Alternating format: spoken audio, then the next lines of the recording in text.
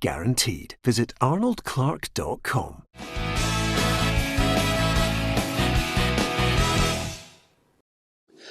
Welcome to Peter and Roughie's Football Show, sponsored by Arnold Clark. I'm Peter Martin, delighted to have your company. Alan Rough, Alison McConnell and Tam McManus are here with me. Don't forget, you can follow us on Facebook. Hit the follow button, share the stream with your friends, and on YouTube. Don't forget also, there's a red button there. You can subscribe to our channel. We'd love to have you on board. We're also live on Twitter Monday to Friday at 4 o'clock on the show. And if you get onto our website, you'll get all the news that you need: Scottish, English, European and world football. So with that said, lots to talk about, the weekend results in the Premiership, but we start with a press conference today. Our first chance really to have a chat with Neil Lennon. He didn't disappoint in that press conference. He came out with all guns blazing, and you get a chance to digest it, give us your thoughts on it, and then we'll give you our opinion on it as well. First of all, Neil Lennon, not happy. First and foremost, he thought the government had moved the goalposts. The way the government has set out the protocol since we've come back, you could only have 3 on a bus out of a 52-seater. So I'm telling you, we played Hibs. We had 6 players who couldn't drive. So we had to bus them. We couldn't put all 6 on one bus. We had to get 2 buses to take 6 players. So that would have meant in Dubai, we would have needed 20 buses. So if that's the case, every team in the country is breaking the protocols. To use the football analogy, Neil, what are you saying then is you feel as if the goalposts were moved from... 100%, Peter. Okay, that was his first call on coming back from Dubai. As for Dubai itself, certainly wasn't happy with the way the pictures were portrayed. For me, there was nothing wrong with the photographs. And by the way, it's illegal to take photographs in Dubai without someone's consent. But however, we weren't hiding anything. We weren't up to anything. We were out there sitting there on our day off, having travelled all through the night, which again is our problem, not anybody else's. But it was impossible to do any training the next day. So they were given some downtime like we all were. And this has been a stick to beat us with, these photographs, and it's completely preposterous. And he went on to say that he feels as if there's an agenda. Yeah, there seems to be some sort of agenda being driven here. We played very well at Ibrox and we didn't deserve to lose the game. We were a better team.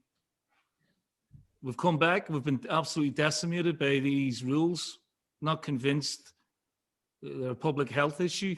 More seems political. More, to my opinion, nobody has got COVID. Our protocols were perfect. And one of the other topics that he was quite indignant about was the fact that coming back, there was not only Julian who was testing positive. Today he revealed that there was another player that tested positive when they returned. So everybody's negative. The whole squad's negative, bar 2 players. I think that's remarkable. And I think it totally blows out of the water the way the trip, the way the training camp has been portrayed by certain quarters of the media, by certain pundits, and by certain government officials as well. We did not abuse any privilege. We did the right things. We were absolutely, totally professional.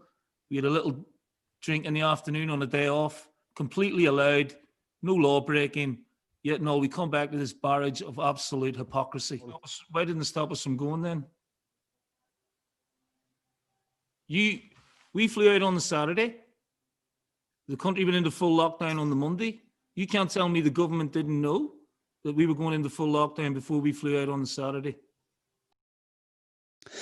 Okay, there's a couple of other points that we'll go back to with Neil Lennon, which is, of course, regarding Celtic's league position and, of course, his future, which, if you have been receiving texts over the last 48 hours, it's been going like wildfire around with people who are apparently, and I hate to do this, in the know about his future.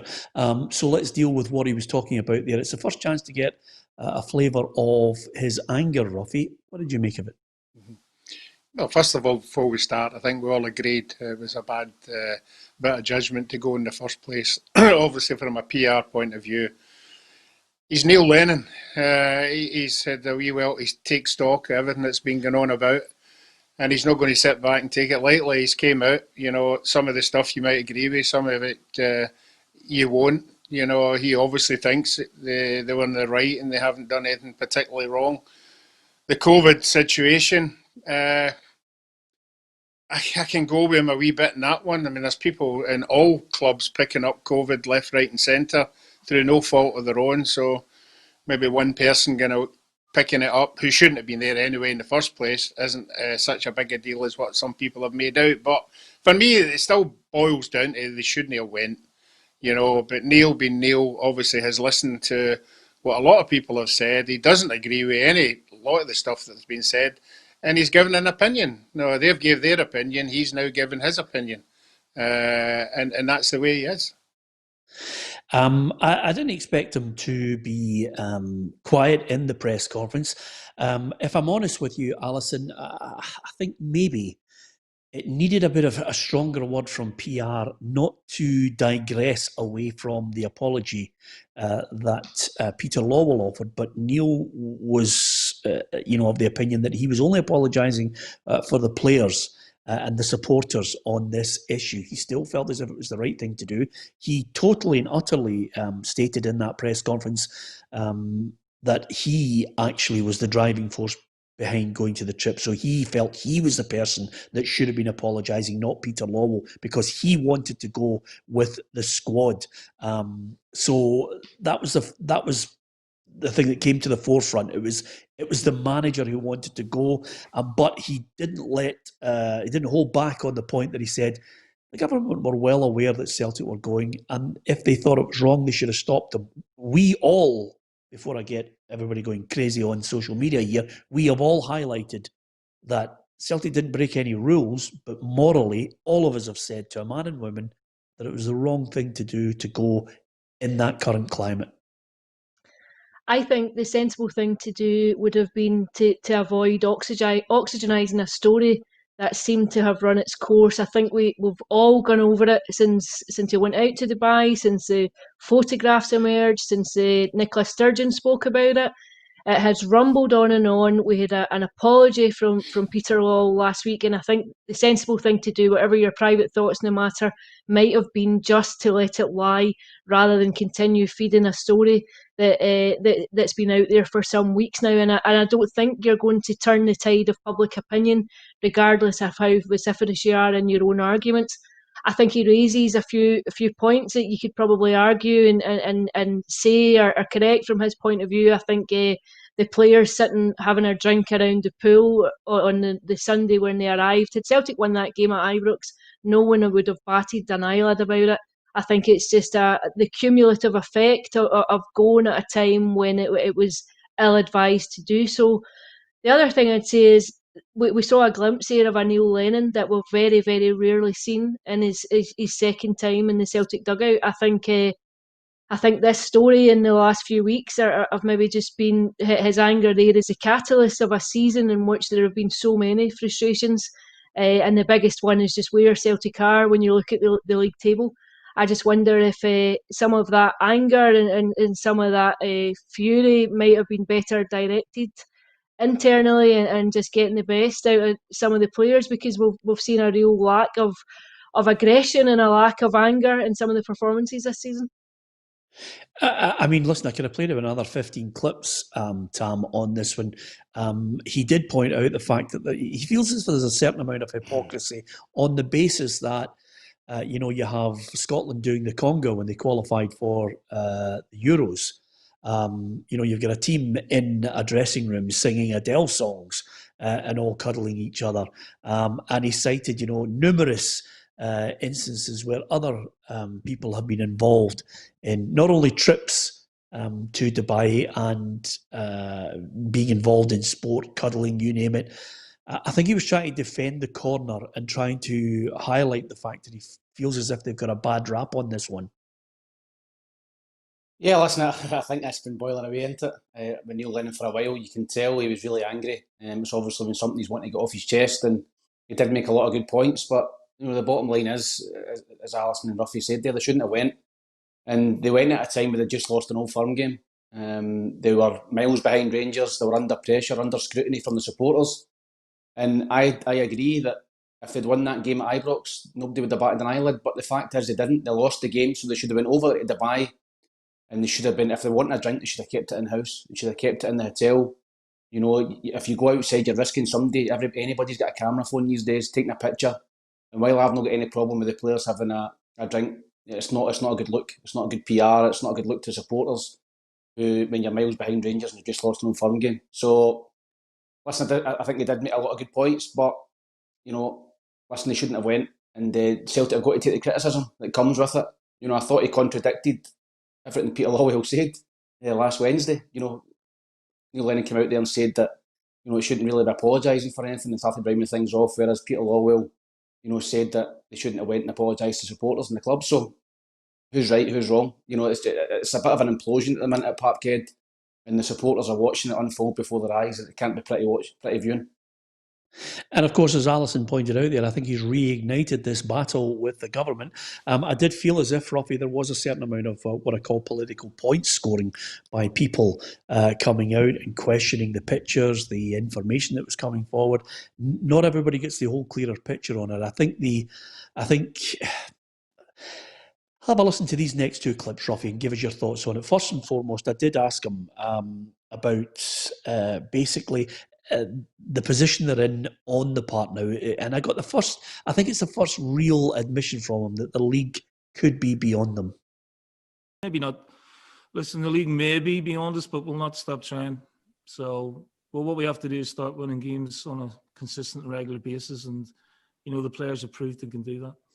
I'm apologising because unfortunately we had one player pick it up. Again, we'll have to look at that and see what happened.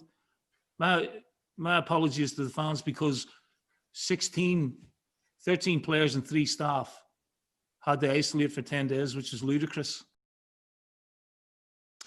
And the final point, and the final clip from Neil Lennon, I asked him about his future because quite clearly there is wild speculation right now. Eddie Howe, favourite in there, Martin O'Neill not too far behind him, as possible candidates to replace Neil Lennon. No, he's not said that, no. But he hasn't said anything otherwise either. And I don't think he needs to.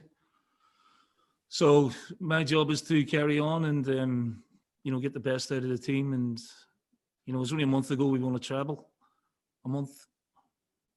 And now, there's a bloodlust out there for me to lose my job. And there has been for quite a while. But that's sort of the nature of, being a football manager in this day and age. Roughie, a bloodlust for Neil Lennon to lose his job. Is that a fair comment? I don't think bloodlust is the right word. There is a fair amount of supporters not right behind him.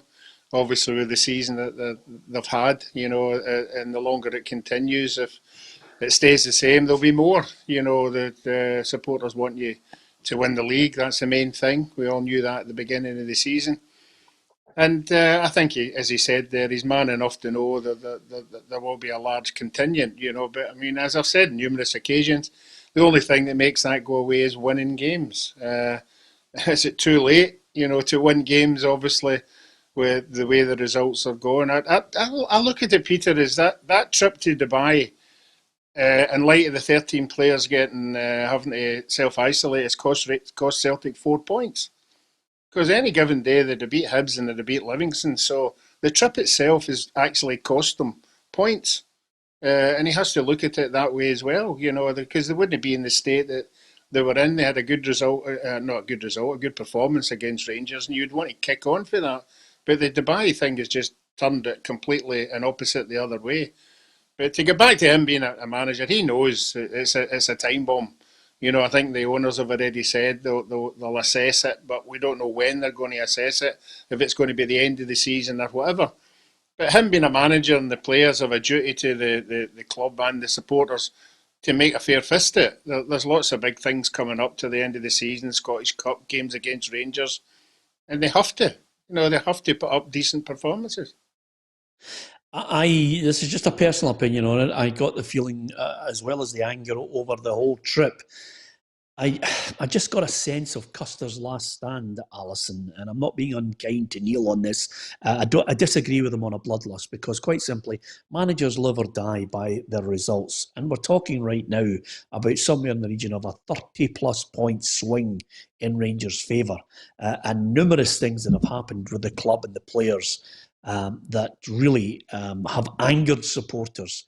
They've got no chance of 10 in a row and haven't had for some time. So people draw their conclusions whether they're in the media or pundits offering their opinion on results. I don't think people actually, and there may be some, I can't say definitively, but I don't think people have been clamouring, let's try and get Neil Lennon the sack.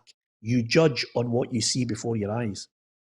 Yeah, I think it started early doors this season. I think when they went out of the Champions League at the early stage since 2005, I think it was. I think the disgruntlement and the discord started then, and then it wasn't a positive start to the season. I think Celtic seemed as though they were in the back foot from the off for one reason or another. You had the whole episode with Lee Griffiths coming back and not being fit enough to start and to play games, and then you had Ball and goalie going off to Spain and then coming back, and it just seemed like a mess from the get-go this term, and I don't think all of that can come down to Neil Lennon.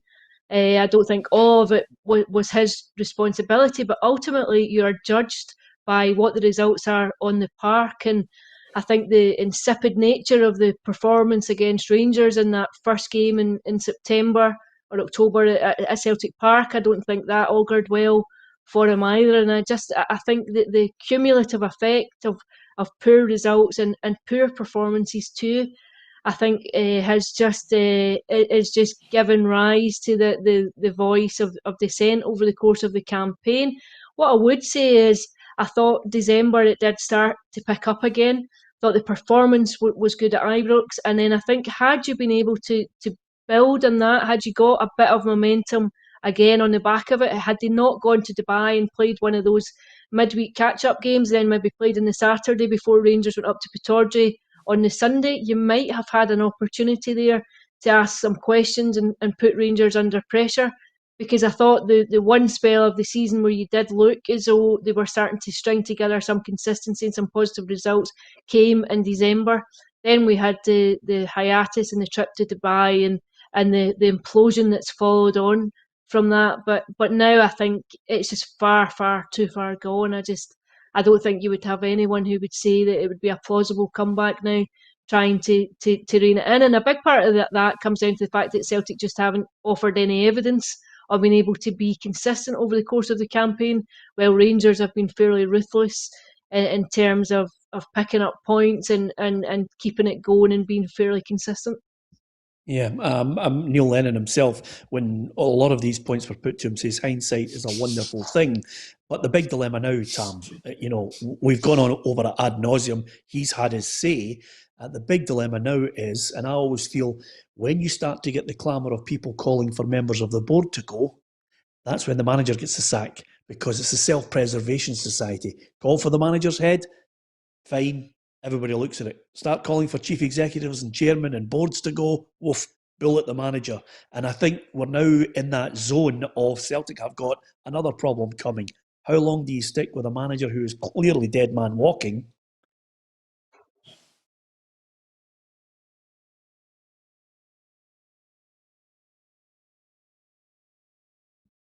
That's the big question. How long do you stick with Neil Lennon? And if you are not going to stick with him, do you bring in a manager who suddenly comes in, and takes the club to the end of the season and all the misery that comes with that, Roughie? Yeah, again, we've already discussed some of the names. You're saying the boy Howe, for me, he's not got the calibre to manage a club like Celtic. Bournemouth isn't one of the biggest clubs in England, although he's did particularly well in keeping them in that division. I think they should be actively, if they are going to move Neil Lennon on, be looking at a bigger picture. There'll be lots of people out there who would fancy it. I think it just depends, and again, results. We've said this about a month ago. I mean, his future would be based on, I think it was 6 results up to the Rangers game. He won them. Obviously, he got a reasonable performance against Rangers, but it's just a time bomb. It's every game now. And once these 13 players came back and it's a full squad to pick for, any defeats are just going to highlight, and as you said there, make the board make a decision. And the only way out of it for him is to keep it extended, is to win games. Tam, I did say there, and John Flanagan disagrees with me on the social media. He says "dead man walking." You're not just using quotes from people who are talking on social media. Well, it's 20 plus points, Tam. And everybody's waiting for the next slip up. I mean, I was at the game on Saturday, and Livingston could have won the game. And in some, if I'm being bold about it, Celtic didn't create too much. And I think they could win the game on Wednesday because Celtic are not playing well. And you're looking at the first team regulars coming back in, and they have to hit the ground running. Every game's on the edge of a cliff. Yeah, it just looks as if they're playing out the season now, Celtic. They've not really got a lot to play for. I think they need to be careful. I think they need to obviously secure second place. I don't think Aberdeen and Hibs are consistent enough to go and catch Celtic. But Celtic keep playing the way they're playing and dropping points, and there's an opportunity for one of those to go and nick that second place. But listen, I don't. Neil Lennon is, whatever you want to call it, Peter, dead man walking or whatever. I don't think he's going to be there. In fact, I'm certain he's not going to be there in the summer. So what do? Do you bring someone in now? I don't know who's out there that the Celtic board are looking at. I think if Eddie Howe was a credible candidate, he would have been in the job by now. He would have gotten the job when Celtic lost to Ibrox. Eddie Howe would have got the nod. He'd have got the job. So I don't see any legs in that. I think if Celtic really wanted him, he'd been in the job by now. So I think they're looking at other people. And whether they do it now at the end of the season, I don't know. But Neil Lennon won't be a Celtic manager at the end of the season. I think everybody's aware of that. And I think today was a bit of a parting shot, to be honest. Yeah, I mean, on that point, there is a balancing act here, Alison, because, the anger of the Celtic fans is there for all to see. But do you pull the trigger now, or do you let them get a positive finish to the end of the season? This is not an agenda against Neil Lennon. This is something we said in August. The manager who's behind in December in this title race, there'll be calls for his head. It's panned out a wee bit earlier than everyone thought. I think if this was always going to be quite a unique season, given what was at stake for Celtic and their ambition to go and deliver a 10, and I think any manager who was unsuccessful in that, I think there was always going to be repercussions. But I do think there's a way to lose it. I think if you lose it by a point or you lose it in the last few games of a season, I think you can argue for mitigating circumstances, and you can argue about having run the course. I think what the real disappointment is this season is the fact that Celtic look as though they're in danger of allowing it to drift. Now, you would have to go back to that John Barnes and Kenny Dalglish season, the last time Celtic lost a league by such a substantial distance, by the 20-odd, 21-point mark. It's been more than 2 decades since they've found themselves in that situation, and the real danger in the light of recent performances is that the league just drifts away from them now, and you find yourself back in that scenario, which is always going to be unacceptable regardless of who's in the post. So the question you have now is, do you bring a new manager in and there's an immediate adrenaline shot that you maybe get a reaction between now and the end of the season, and also that you prepare the way for going into Champions League qualifiers and are organised for the beginning of a new season? You get an opportunity to look at the squad and see who you want to bring in, see how you want to set things up. You start preparations for a new season, or are you prepared to say, well, we let the manager see it out and we see where it goes, and we see if he can galvanise a squad? But the evidence just hasn't been there in recent weeks. And granted, you would have to say there's a false picture given how many first-team players that they have been without.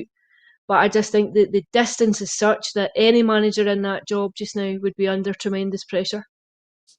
Yep, and of course, the one thing that will be evident for the Celtic board is a financial decision. How do you galvanise a support to give their money for season tickets for the new season, on the basis that Rangers will be crowned champions, stop 10 in a row, and you're looking and wondering how many players are going to leave from Celtic who's picking them, and is that person somebody that excites you for the challenge to effectively what will be Rangers title winners going into the new season to defend their title, and of course Celtic getting involved in trying to get past qualifiers again in Champions League. So, all these questions, you can give us your thoughts on it. You can see more of that Neil Lennon interview, of course, across all our social media outlets. Here's what happened over the weekend in the Scottish Premiership. The results from the weekend's matches: 0-0 between Celtic and Livingston. Same with Hamilton and Dundee United. Hibs got a 2-0 win with a cracking goal from Alex Gogic. Ross County, you think Celtic have got problems? There's a Derek out banner up at Pittodrie as Ross County defeated Aberdeen. St Johnstone got that solitary goal against St Mirren, and Motherwell's Graham Alexander managed to get a point out of Rangers in that game at Fir Park yesterday. So we will analyse all those results now. Just one thing, and I think it would be remiss of me not to mention it, Roughie, David Martindale, still unbeaten. It was a good performance. There was a kind of an aerial feel, it's a kind of a footballer I think Graham Taylor would love watching. Livingston, it's ball, route one, into the box, and then try and pick up the secondary balls, and then occasionally sometimes football breaks out in the middle of the park, but it's effective, put it that way. It might not be easy on the eye, but I think they deserve credit for going to Celtic Park and getting a point, and I wouldn't rule them out getting more on Wednesday. No, I thought they were well organised. I know they like a long throw in, they like a ball into the box, but I think he's got players there who would get into most Premiership teams. The wee boy Pittman, I think, is a very, very good player. You know, he gets about, and the boys up front cause anybody problems. You know, you're right that the 2 or 3 chances at the weekend. I think it depends on what Celtic players we're talking about is coming back. But you certainly can't get through a game without any strikers on the park and no strikers on the bench at all. So that's always going to be a worry. So I think we'll have to wait and see who is going to come back and who isn't. But I listened to the Livingston manager's interview. It was very honest. You know, he obviously confronted everything he had been through. He was a wee bit disappointed that the SFA haven't had his meeting a lot earlier than it's been dragging on. I feel sorry for him in that aspect. So it doesn't look as if it's going to happen. I think it was going to happen in the afternoon of the Celtic game. So I think it's been put back again because he's got the game at night. So you can see from his point of view, he'd be a wee bit anxious about it. But I think the sooner it happens, the better, because he's done nothing wrong since he's been given the manager's job. Yep, fair play to him. His team were well worthy of a point. As far as the game yesterday and the team that Celtic were chasing, Rangers, well, Motherwell had a real go, Tam. It was a game where, again, a lot of possession for Rangers. Motherwell had that early goal and a well-worked goal too. But then it was like the Alamo at times. Yeah, listen, I think Motherwell were excellent in the first half. I think Graham Alexander's come in, he's gave them a lift. I think they look well organised. They're not conceding a lot of goals. And they look far stronger at the back. And listen, the first half, they deserved the 1-0 lead at half-time. Rangers were poor. They looked flat. You know, and with so much at stake, that must have been frustrating and annoying for Rangers fans watching, because, you know, it was a great opportunity, you know, to go further, clear of Celtic.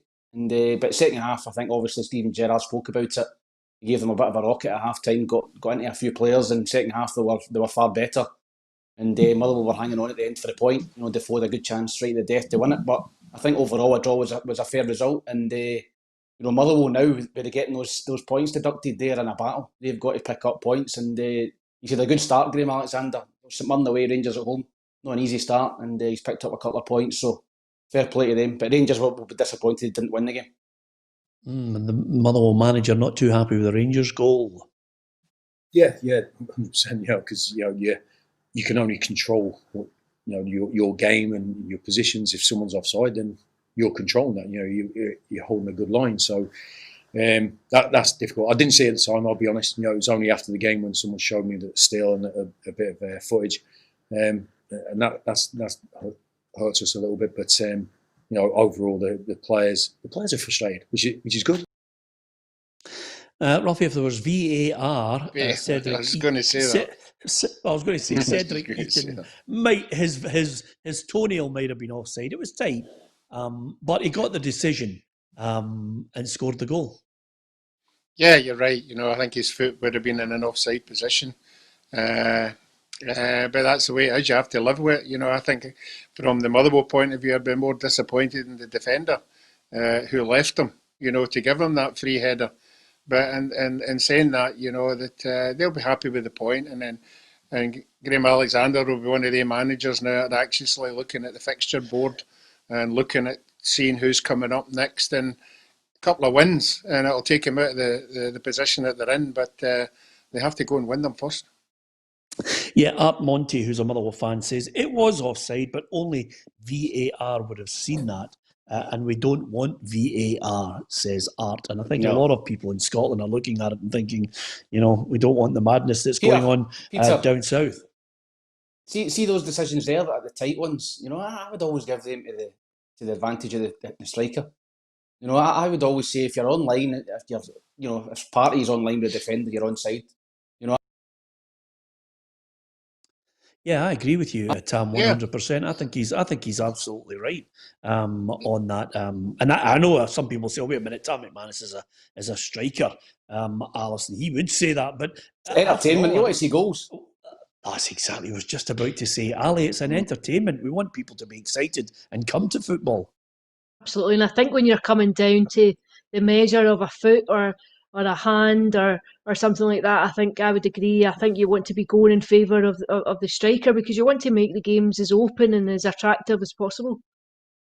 And as far as Rangers are concerned, no surprise, Steven Gerrard reluctant to be too critical. He's just finding it difficult now to try and make sure they're focused game by game because all the talk is about this impending title celebration. And it's impossible not to realise where we're at as a group and what's at stake. But it's important that we stay focused and we don't get ahead of ourselves and just focus on each challenge. That's where we're trying to keep the boys in terms of their thinking and the preparation. No one, after a fantastic win's getting too high. And, if we have a bump or we don't get the result we want, it's important to stay calm. We haven't managed to stretch earlier today, but at the same time, we haven't lost anything either. So.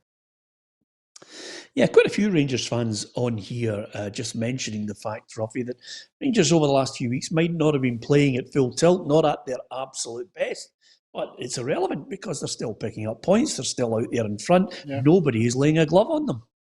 No, that's the point I made about Dubai, that obviously the good performance against Rangers, and I think we all agree if they'd taken their chances, they should have possibly won that game. You'd want, as Alison said, you'd want to build on that.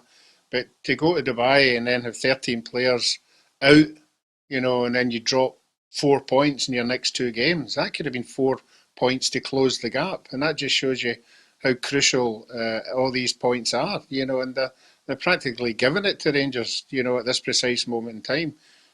You're right, Rangers, or say Celtic game, Aberdeen game, they were up against 10 men for a large part of that game. And then yesterday, so Rangers are no different for anybody else. They'll have a wee wobble here and there. But as long as they keep picking up points and Celtic keep throwing them away, then I'm sure he'll be quite confident they can see it out. Yeah, I think if you're part of the SPFL, not that it matters with no fans inside the grounds, Ali, but looking at it, if Celtic were to drop another 2 points, that means that, we're getting ever closer now to Rangers being able to clinch the title at Celtic Park.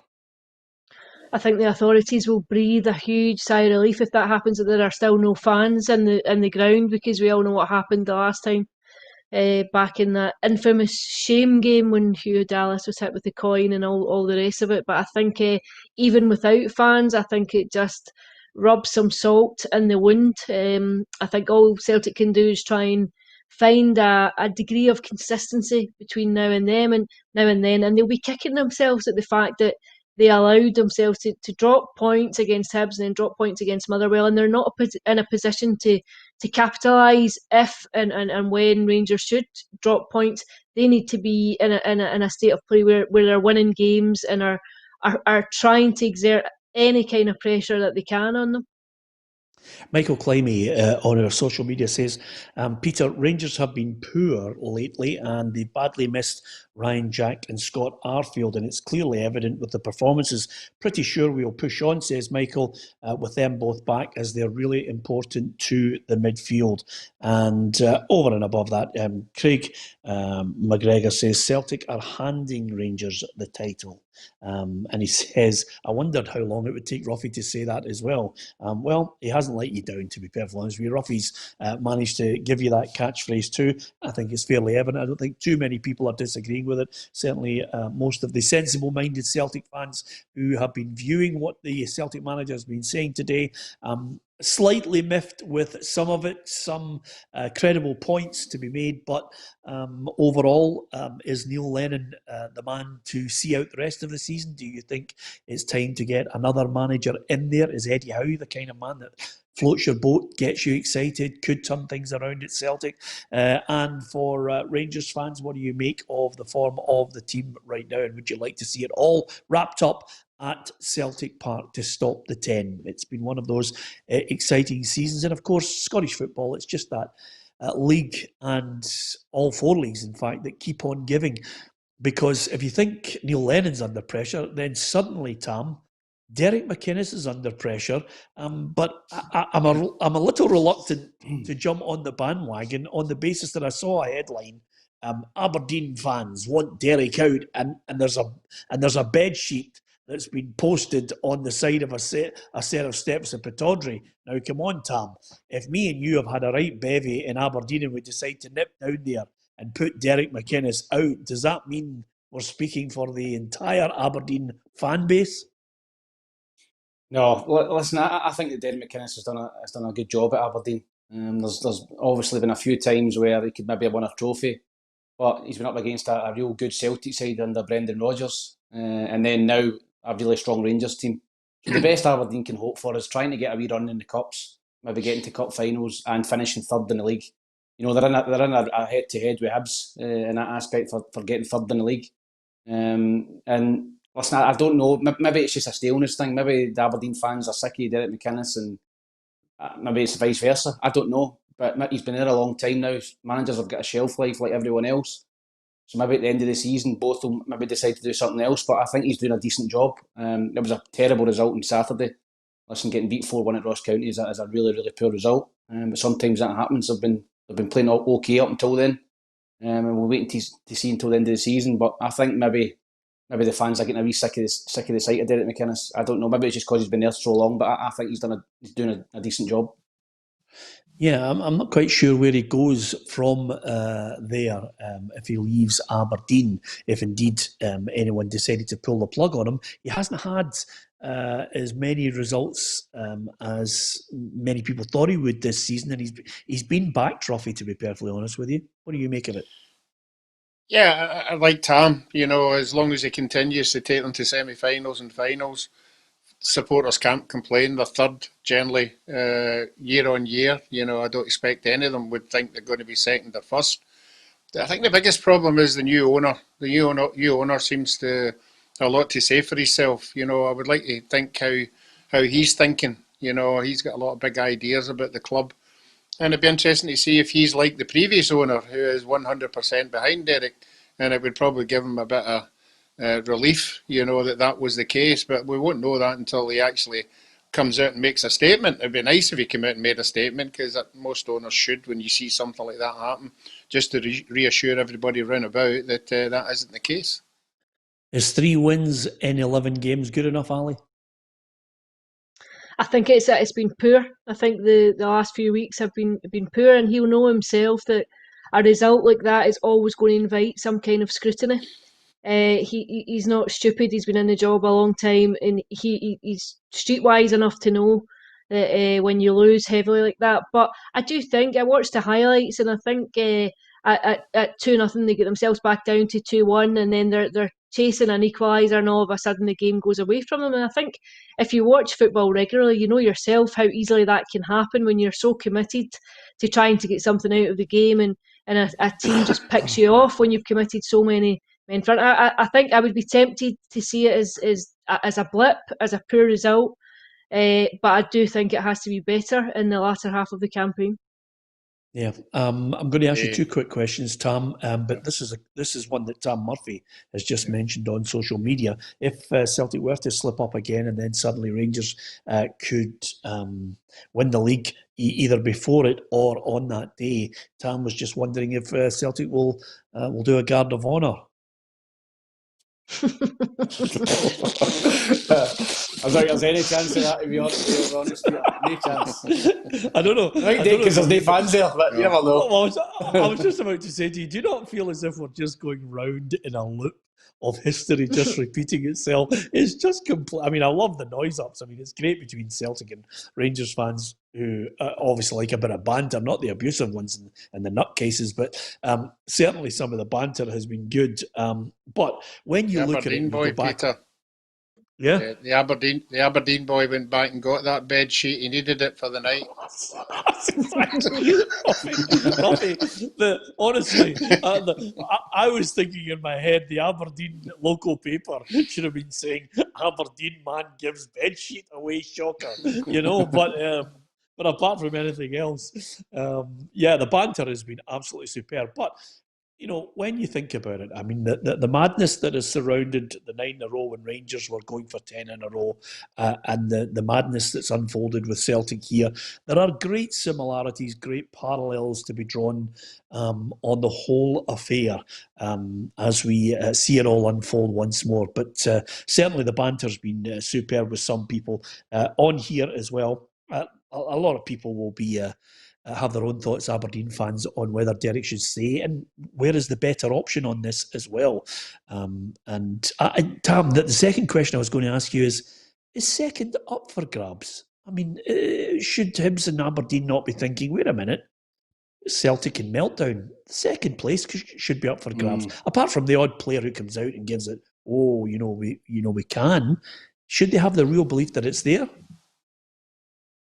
Yeah, I think they should, Peter. I think anything's possible. Listen, it's not impossible that Celtic keep going the way they're going and implode, and Aberdeen and Hibs can. But I just think neither of them are really consistent enough.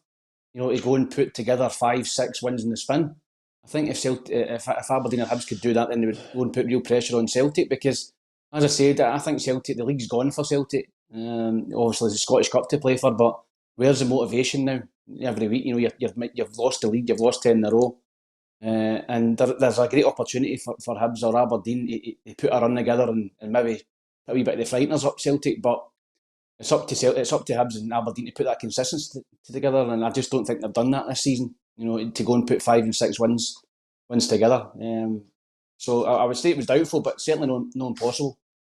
Yeah, I don't want to ask you or Alison this next question. It's probably better we get an answer from the Ross County ambassador. Roughie, 4-1 against Aberdeen. Come on.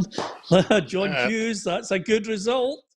Yeah, I mean, I'm a big Yogi fan, always have been. If I was wanting to see a manager successful, it would be him. I like the way he sees the game, and I'm sure in that dressing room, I'm sure the players exactly know how he wants to see out the game. So it's a result I don't think any has seen. And as Alison said, sometimes these results just pop up. But no, it's a fight, and the fight's on. Obviously, all the other teams down there. I thought Hamilton were on a fantastic run, and then I look at the paper and they're bottom of the league. That just shows you how it doesn't matter if you win 2 games down there, because if you lose the next 2 games, then everybody's going to catch up on you. But no, Yogi will put a bit of fight into them. There's no doubt about that. And that result itself, just proves that. Yeah, let's not tip Hamilton to go down on this show, because they'll go on a 9-game unbeaten run to defy us all.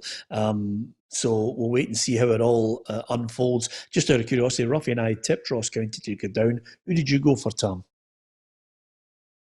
Hamilton. I went for Hamilton. I think this season is... I think this is the season that Hamilton will go. I don't think Mother will go down. Don't see St Mungan. I'll tell you who's in a bit of a bad run there. Kilmarnock. Kilmarnock are getting sucked back into it. It was a big weekend for the teams round about the bottom. They all picked up points, even if it was a point or a win. And Kilmarnock, they're on a bad run at the minute. They were dreadful at Easter Road at the weekend. So that's one that could get sucked into it. Yeah, it's not a bad point, actually. We're living in unreal times when Alec Gogic hits a 20-yard screamer into the roof of the net, Tam. Yeah, listen, it was a terrible game, to be honest, the first half, and I let out a roar like a wee lassie with that goal, and I got a bit excited, to be honest. He scudded at the top corner, and listen, by all accounts, he's not the best finisher. He gets binned after the shooting drills and training, but he couldn't hit that any better. He did a great game. Alex Gogic was the man of the match for me. So, a wonderful goal and a big 3 points for Hibs, following on from a big goal I felt against Celtic to stop the rot. They've picked up 4 points in the last 2 games, so hopefully that's the Highbees back on a decent run again. Who did you pick? Tam, what happened to the state of the park? I couldn't believe the state of the park when I saw it. Yeah, the groundsman was on speaking before the game, and he's obviously said that there's been a problem with the undersoil heating, and obviously with the frost and different things, and the pitch was shocking. It's really, really bad, and that was the reason why it was a poor game. Nobody could get the ball down and play, but no, the pitch is terrible, Roughie. It needs to get sorted out. I don't think it will this season, but have they sent a letter to Rangers already just to explain the mess it is? No, not yet. No. No. To be fair, never mind Hibernian. Lots of clubs have found it very difficult with their pitches, and I think Steven Gerrard was one man who didn't want to actually put the boot into Motherwell for the state of their pitch because of the circumstances. I think the Rangers manager highlighted how difficult it is for groundsmen in the current circumstances. Listen, you can't even get a game on in an all-weather pitch like Livingston last week. What chance is anybody with a grass pitch? I was just wondering, Ali, who did you pick for the drop? Ross County, I think. Yeah, so we're three Ross County and 1 for Hamilton, and of course Hamilton got a 0-0 with Dundee United. And again, Dundee United, apart from getting that wonder goal from Lawrence Shanklin and everybody was raving about, just couldn't get the win they were craving. Alison. Yeah, it's been a real stop-start season for them. They had a poor start and then they kind of picked up a few points. But another team who have really toiled for consistency. But I think they're probably there or thereabouts between top 6 or maybe just outside it. But I don't think there's any danger of them really being sucked in. Although you say that, and then when you look at the gap between sort of 7th and down at the bottom, it doesn't take you too long to find yourself being dragged into it. Yeah, well, good point you make, because the Battle of the Saints, St Johnstone won it. Chris Kane had a brilliant strike and was quick enough to follow it up to get the winner for St Johnstone. And this is how the table looks at the moment, if you are wondering where your team is. Ross County, it was a big result for John Hughes' men. But if you look, Motherwell, I've got 2 games that they're going to have to play. So there's quite a few clubs still in and around it and certainly not out of it. And I think Tam makes a very good point on Kilmarnock as well. Dundee United, I don't think, will be involved in it. And only in the last couple of days, Roughie, we're listening to Jim Goodwin, pre-match, talking about the fact that he wants his team to be thinking about top 6, never mind worrying about relegation. Yeah, well, I think he's already assessed the players that he's brought in, and he thinks they're better than what they're showing. He's looking for some kind of run, and he's another manager I keep talking about. They'll be looking at the fixture list. He'll be identifying games that he'll feel 3 points are in the bag, but you've got to work for them when you're down the bottom. And if you continue to keep losing games, that sets in, so the sooner he gets a win, the better, and the players get a lot of confidence to kick on, because there's a lot of hard games coming along. Yeah, okay. You may have had a favourite player from the weekend. Here's Gabriel's team of the week. Benjamin Siegrist kept a clean sheet despite Aki's 11 attempted shots. Nicky Devlin marauded forward at Celtic Park and nearly got on the score sheet. Declan Gallagher marshalled the Motherwell backline and showed why he is a stalwart for Steve Clarke's Scotland. Josh Doig has been outstanding in his breakout campaign and cut the ball back for Hibs' opener. Josh Mullin was the most creative and dangerous player on the park against Celtic. Alex Gogic scored the goal of the weekend for Hibs. Charlie Lakin made it 2 goals in 2 games in an impressive display against the Dons. Jermaine Hilton grabbed a goal and assist in County's best performance so far this season. Ollie Shaw scored a brace and is starting to look like a real number 9. Chris Kane got the decisive goal for St Johnstone and could have had another. Tony Watt looks back to his best and his top forward play carved open the Rangers' defence.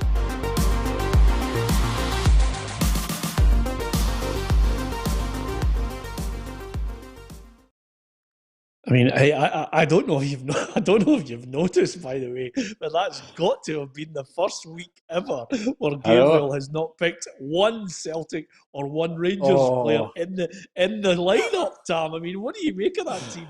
He's going to be getting hate mail. That's it. I would switch off his Twitter. But I think he's spot on. Listen, I think he's spot on. I wouldn't put any Celtic players in. That's for sure. I don't think Rangers had any standout players either. But I must admit, Josh Doig was outstanding for Hibs. He's a great prospect coming through at Hibernian left back. He had a great game at the weekend, and somebody who's, I think, is a long-term successor to the legend that is Lou Stevenson. Yeah, Ali, Roughie. No, I was going to say goalkeeper has been come under a lot of criticism. Danny Rogers, I thought he had a good game at the weekend. He did. Absolutely. Peter, did you see when Goig scored the goal? I think Big Porteous tried to lash the ball. Oh, he went, he kicked his foot. and he booted Rogers in the air. I was howling when I seen it again.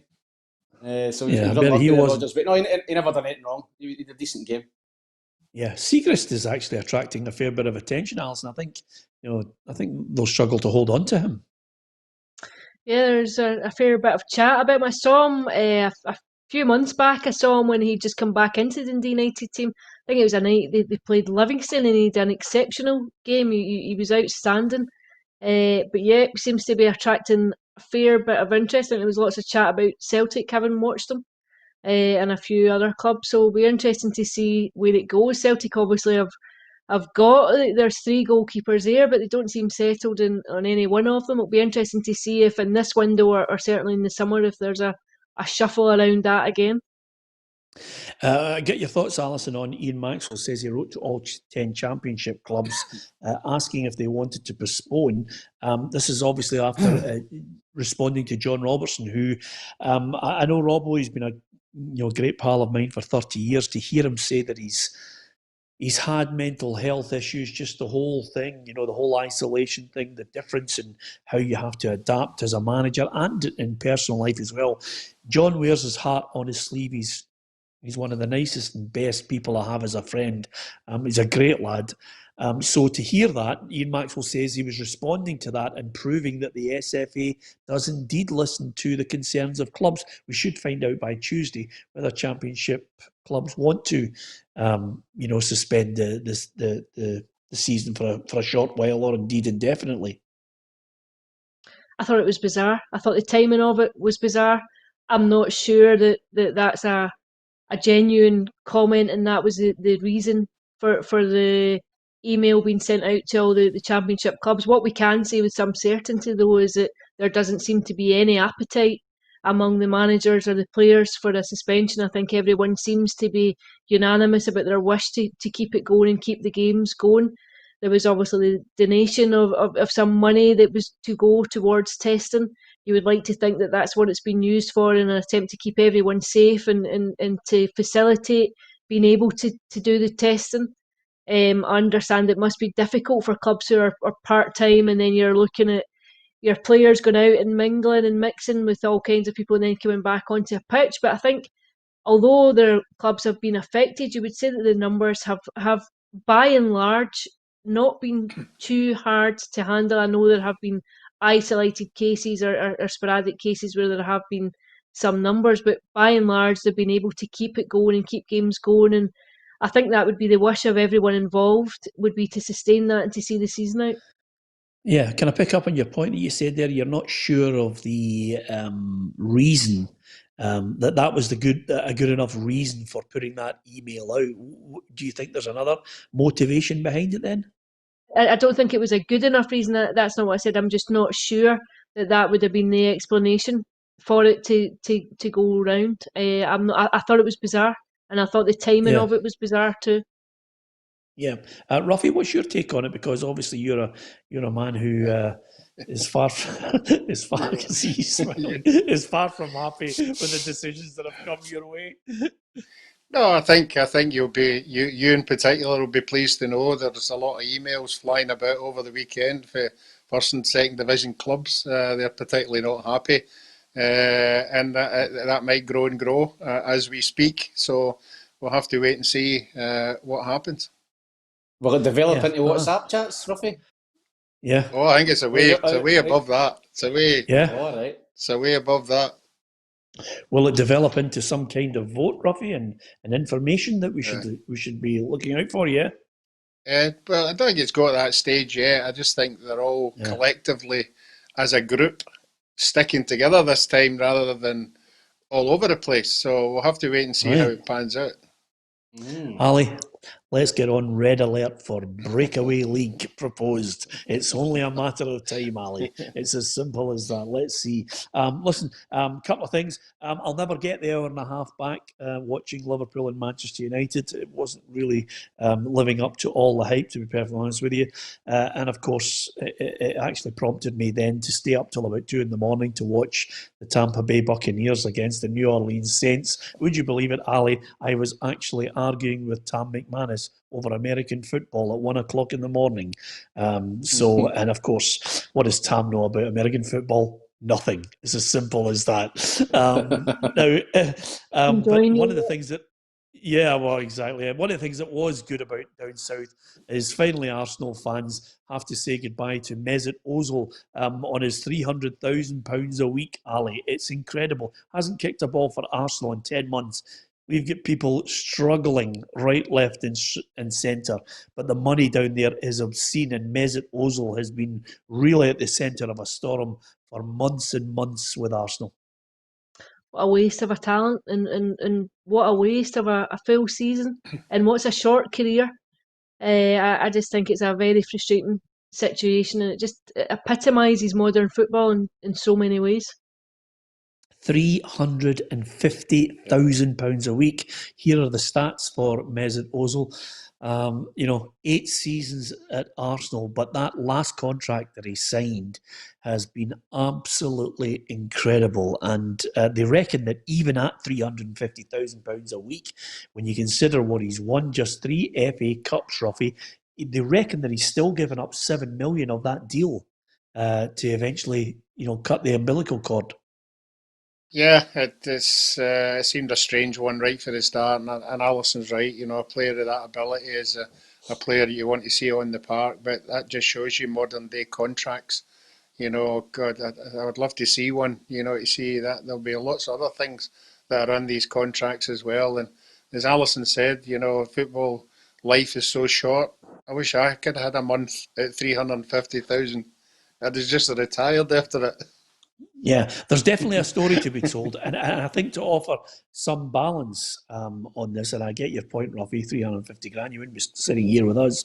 But Paul Marco Clementi says it's not his fault, it's Arsenal's fault, and if they want to pay it, it's up to them. Chris McCormack says he was given the contract, and I think that's the balancing act here on it. You're absolutely right, guys. That's a great point that's been made.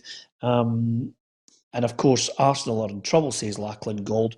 £120 million loan from the bank.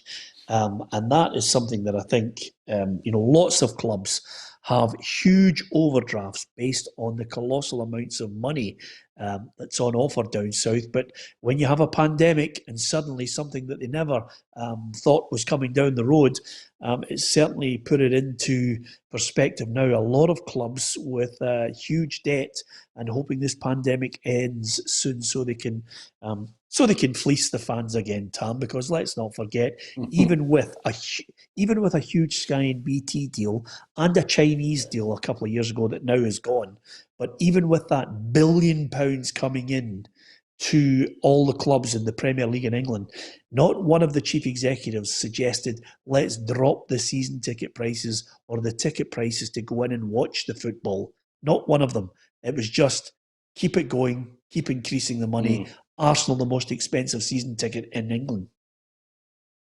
Well, no wonder if they're paying guys 350 grand a week. Listen, it's a joke. The money down there, listen, we all know it's scandalous, the money that's getting paid. But at the same time, the guys that wrote into you are right. The clubs are giving the players these contracts. Not the players' fault. And I think the box office, Sky and BT wanted to do the box office games. That lasted about a month. Pay-per-view games. At this time of the pandemic, asking people to fork out 15, 20 quid on top of their season tickets was a joke. So that didn't last long. But I know the clubs down there must be struggling for money. But I have got little sympathy for them. Yeah, I forgot all about that scurrilous act as well, Tam. That's another thing that kicked in. Yeah. Things are going crazy at Allison when Messi's sent off for a punch. It's just, it's so very 2020, 2021, isn't it? It's just, bizarre. I think that's the very first time in his career, or certainly the first time in his Barcelona career, that he was ever sent off. Yeah, I mean, it's incredible. Yeah, I can't, unless you guys can remind me of a specific. I don't think has Ronaldo ever been sent off? Has he been given a red card before? Maybe once, I think, in the back of my mind, but I might be Was there wrong. not one at Old Trafford? Was there not one at Man United? Yeah, I think there's one that's sticking in my head, but other than that, I mean, it's very rare for two of the greatest players ever. And Messi's was one of those. I mean, it was a humdinger as he's running across the player and gets sent off, but I don't think it'll tarnish the image, Roughie, overall, do you? No, I don't think so, no. It'd be interesting to see what happens to him at the end of the season. I seen Koeman get an interview and he was asking would Messi be playing tonight, and he said, well, you have to go and mask Messi. He makes the decision. Yeah, can I just say something? I want to offer something here that I know we started the show with an apology of sorts.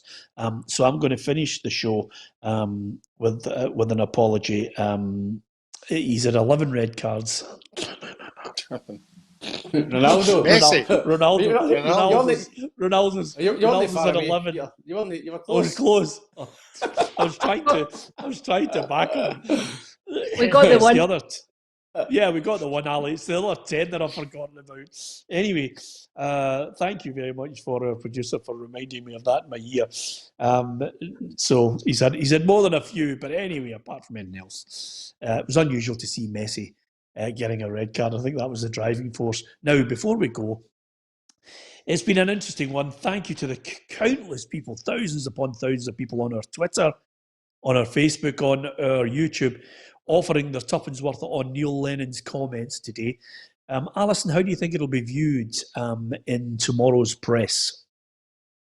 I think you could predict it just now. I don't think it'll go down well at all. I think, to go back to my earlier comment, I think the sensible thing to do would just to be shut it down. I think there's nothing new to add to the argument. You're not going to change public opinion. You're not going to change the minds of people who have already committed to saying that they thought it was ill-advised. I just think you've added further fuel to the flames of an argument that was on its way out.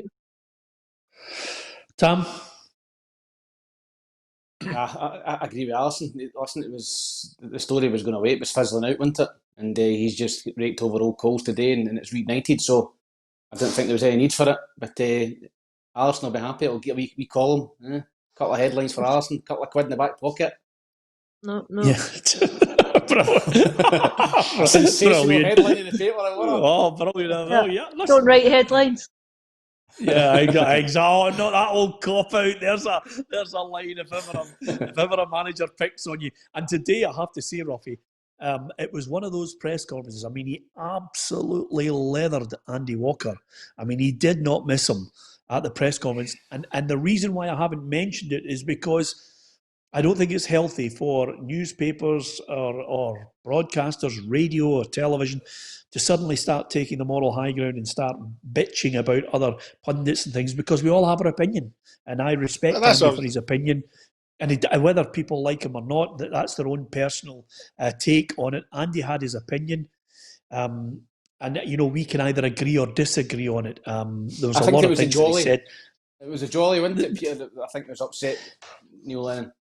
Well, that's what I was just about to say. Neil Lennon said he wants an apology from him. He's unhappy with Sky Sports. He's definitely unhappy with Andy Walker on it, and he wants an apology for the suggestion that the players were out on a jolly. I personally don't think it's healthy for us to all start bitching about each other. But he let rip today, Roughie, Neil Lennon on it. It was an unbelievable press conference today that I witnessed, and it brought me nicely to, Roughie, the 12 most outrageous things that have happened, shocking press conferences or speeches that have been delivered along the way, and his is up there with, I think Craig Levein and Neil Lennon have certainly been the most entertaining in Scottish football as far as blistering press conferences. Roughie, can you think of anyone else who deserves to be in that category? Maybe no in Scotland, but I'll never ever forget the Kevin Keegan one, "We're coming to get you." I'll never forget that night he lost it on the telly. Yeah, Tam, is there one that sticks in your mind? I've got 12 written down here. Some of them a little bit political, most of them sport. I don't know, Joey Barton and Steve McLaren come to mind with trying to put the accents on. Steve McLaren in particular, Yes. put the Dutch accent on. Horrific. Very funny. That was particularly very funny. Yeah, absolutely. Joey Barton's, if you ever see it on YouTube, is just cringe material. Alison, is there a press conference you can remember and look back on and think, oh, I'm so glad I was there? Apart from Dominic Cummings, I'm going to get my eyes tested. Quite a painful watch as well. I just think I think there was so much anger. I'm sure he's maybe felt quite impotent over the last week to 10 days when there's been this barrage of criticism towards the club. Well, he's been mute. He's not had an opportunity to fight his own corner, and I think there was an overflow of that today. That was given voice. I also think some of the anger is an element of frustration at just the way this season has panned out, and the way the campaign has just got away from Celtic, including a lot of the criticism. So much the criticism has come from within. It's come from the Celtic support. I think the most fervent critics of the decision to go to Dubai came from the club support.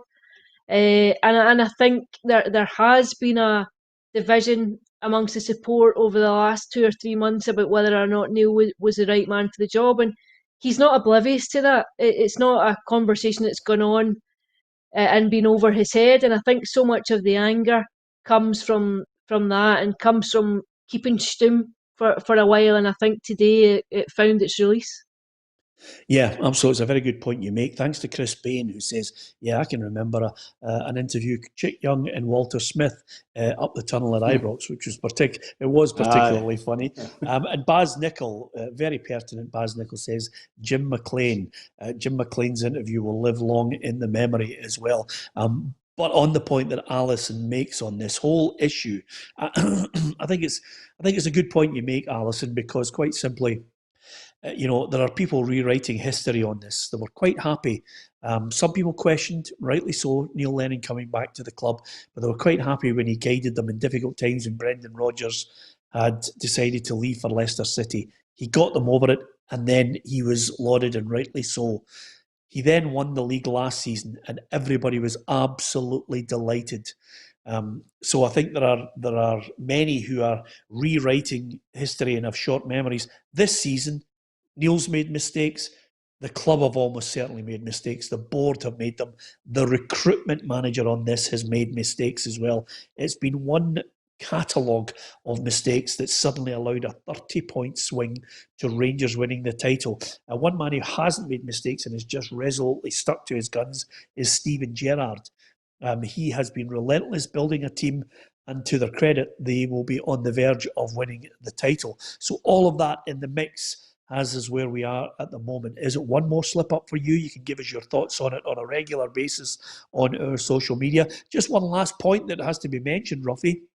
There's still a player that we don't know the identity to who has COVID, a second player.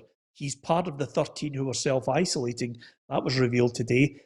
But he wants to try and keep it silent on who he is. But that's the second player.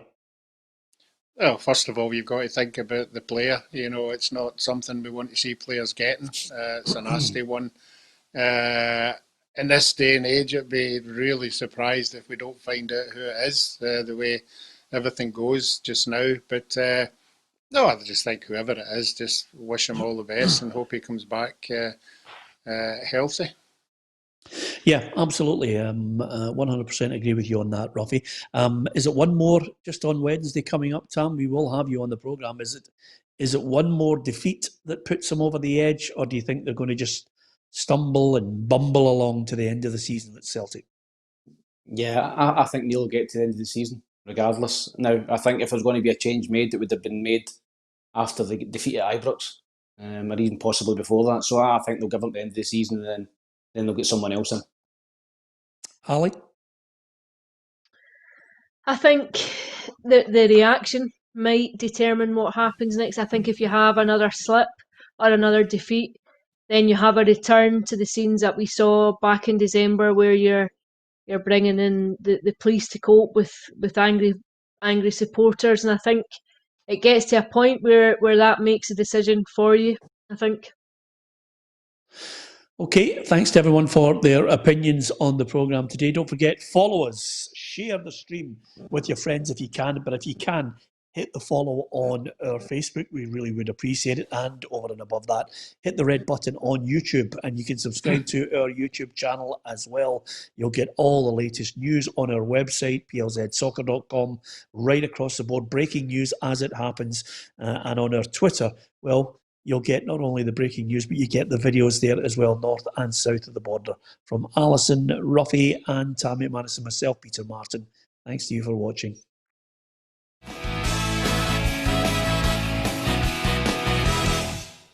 Expect the best used car deals guaranteed. Visit arnoldclark.com.